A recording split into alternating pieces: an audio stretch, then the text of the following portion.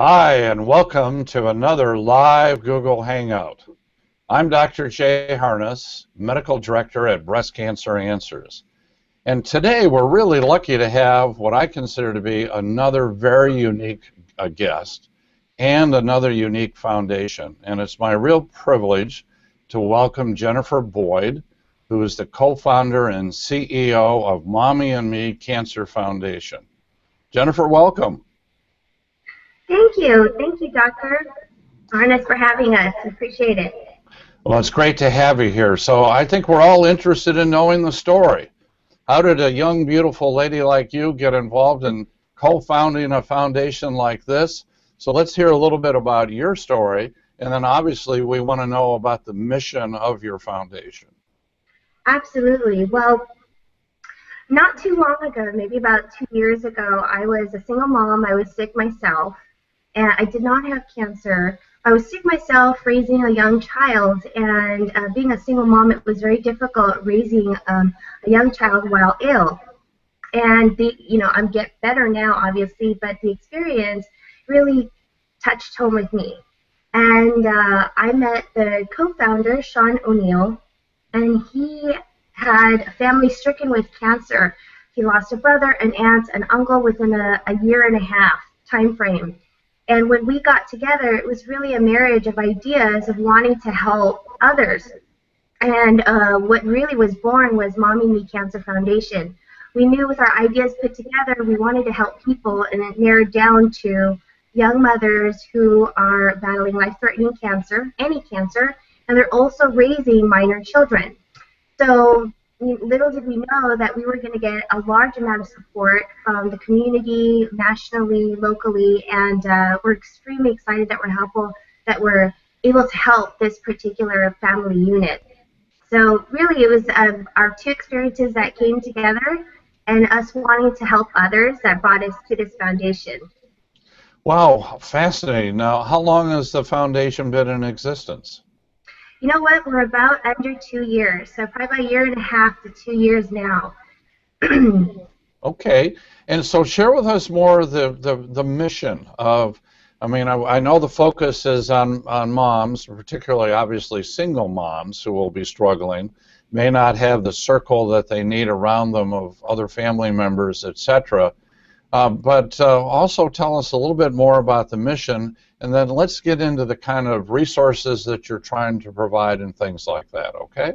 Sure. I just want to make a minor correction, is that it's not just for single moms. It's actually a foundation that supports the family unit. It's the mom that's dealing with cancer. So she can be single, she can be married, she can have a boyfriend, whatever her situation may be. We support them. So I just wanted to make that Thank you for that clarification. In my world of breast cancer, I deal with a fair number of single moms, and I just know how doubly difficult dealing with cancer is if you're a single mom and you've got young children, and so I'm really tuned into this. But thank you for that clarification. So proceed. Tell us a little bit more about your mission statement and some of the practical things you do to help people. Sure. So our mission is simply to support young moms battling cancer that also raise minor children. We believe that no family should fight alone. In fact, our very first beneficiary, which is, she's seen here, her name is Desiree David, a very close friend of ours. She was a young mom at around 35 years old, diagnosed with breast cancer, and she was raising a young little girl, Chloe, so beautiful. And a lot of our programs were centered around her concerns and her needs as a young mom facing cancer. So that brings me to what our programs are. We have a couple of programs, but the main ones that I want to bring up today is our very first one called Purple Petals.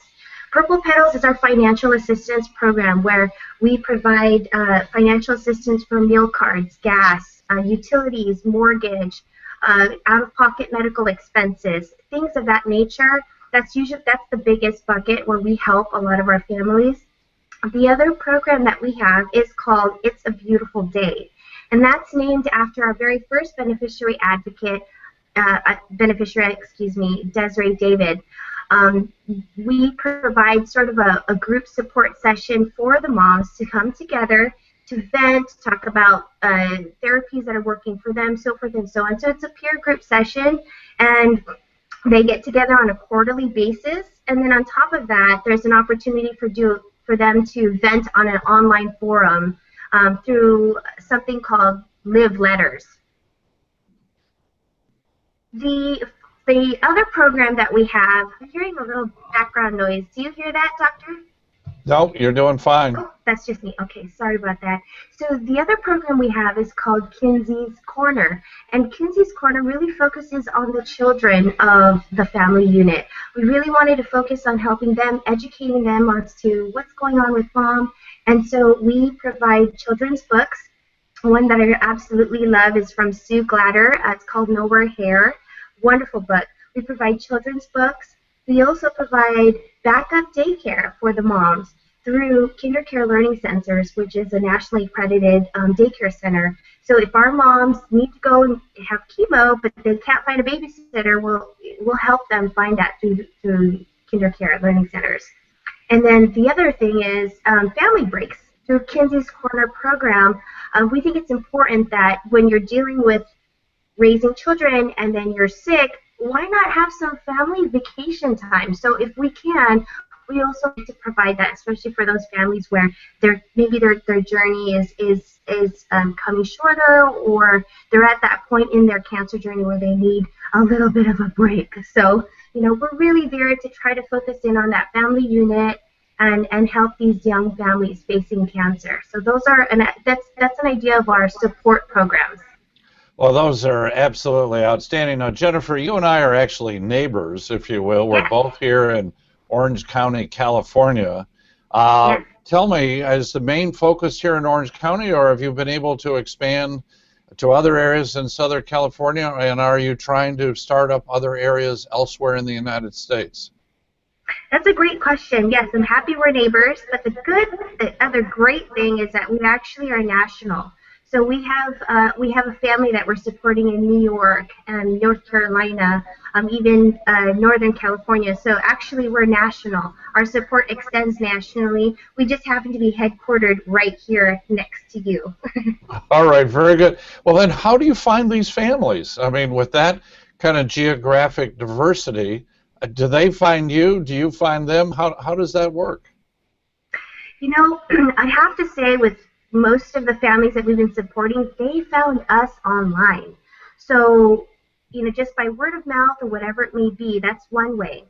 The other way is that we've made it a point to try to connect with some of our local institutions to let them know, hey, we're a foundation, we're here to help your moms facing cancer. So really it's a mix of reaching out to institutions and saying this, we're available for your patients, and secondarily, our online presence has really brought in a lot of families. So we're appreciative of this time today, because we know that we're going to be able to reach out and help out more moms that have not previously known about this in the past. Yeah, as a good example, you talk about supporting the young children. I've got right now, right after the first of the year, we get into a situation where there's almost an influx of newly diagnosed breast cancer patients. I think a lot of screening goes on at the end of the calendar year, and you get into the beginning of the calendar year. And I've been almost stunned here in the first few weeks of 2015. I've seen 3 women in their 30s, late 30s, with breast cancer. 2 of the 3 of whom have young children. And I'm always focused on supporting the children. We've got one video I know that I did a year and a half or 2 ago about a wonderful book on breast cancer written for children. You want to elaborate a little bit on the other books you have, and then how people, if they come to your website, can find, for instance, those books that they may be able to go purchase themselves or whatever. Yeah, one of the books that I absolutely love is called Nowhere Hair, and it's by Sue Glatter. And it's basically a story about a young daughter who tries to find out, where did mom's hair go? And obviously through that journey, the mom has lost her hair through chemotherapy. She's losing her energy. She's trying to get better. So the book just, in a very lightful way educates the young child as to what's going on with mom. So where they could find that is if they go into our website and they go under resources, they'll be able to find a link that will take it straight to that particular book. So they could order through there, and then part of our welcome package when a mom signs up with us is we have a little welcome package, and in that welcome package we put these books already there for them. Wow. And did you send that package out to the moms? Is that what you do? Yep. All Yep, right. we do. And the nice thing is the way we have it set up is we have beneficiary advocates who typically all of them are RNs. They are our volunteers that walk our moms through the journey of signing up, finishing the application, and then continuing the support and getting the support. So they really feel like there's a support system and an actual person representing mommy in need, walking them through this journey. It's not just an application. They're really they're gonna feel support because a couple people will call and reach out to them. I've been on your website. It is beautifully done, and I would strongly recommend everybody go there. And I notice on one of your pages you have listing cancer care resources and then additional resources. Are groups like Komen, are groups like the American Cancer Society, I know you list them here, Breast Cancer Solutions, others, are they aware of your existence so they can refer people to you? Absolutely. So one of the first things we did was we reached out to these very institutions or organizations and let them know that we have arrived. And so they're aware, and I believe on American Cancer Society we're listed as one of the resources. We've talked with Breast Cancer Solutions as well as Susan G. Komen, Orange County, and LA, and let them know that we're here to support any of their moms. Well, you've asked me to be on your advisory board, and it is really my honor to be listed with you.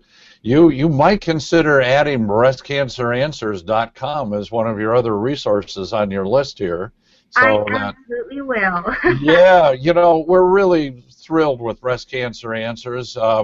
We now, Jennifer, have around 670,000 followers. Wow. We're starting to approach 8 million views of our videos. Wow. We've got over 1,000 videos now, and we cover just this broad range, including this interview with you today.